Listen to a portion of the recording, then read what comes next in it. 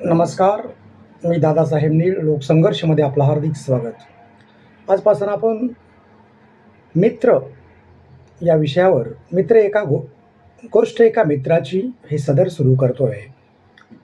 वास्तविक पाहता जीवनामध्ये आपल्याला अनेक मित्र भेटतात, परंतु त्या मित्रांविषयी आपल्या मनामध्ये एक निश्चित प्रकारची एक जागा असली पाहिजे आणि तीच जागा प्राप्त करून देण्याचा या माध्यमातून प्रयत्न आहे. माझा एक जुना मित्र, वास्तविक पाहता तो पुण्यामध्ये राहतोय, मुकिंद साबळे. तो पुण्यामध्ये राहून सुद्धा गावाविषयी, मित्राविषयी असणारी त्याची तळमळ त्याच्या बोलण्यातून मला कायमस्वरूपी दिसते. आता तर तो 2 वर्षातून गावात आला आहे, तरीसुद्धा त्याच्याकडे असणारा हळवेपणा, त्याच्याकडे असणारी पहिल्यासारखीच आत्मीयता थोडीही कमी झालेली नाही.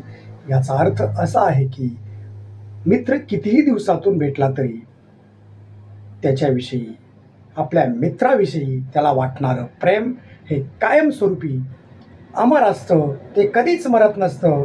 एवढंच या ठिकाणी मला दिसून आलं आणि हेच आपण या माध्यमातून पुढे उत्तरोत्तर सांगण्याचा प्रयत्न करणार आहोत. नमस्कार, धन्यवाद.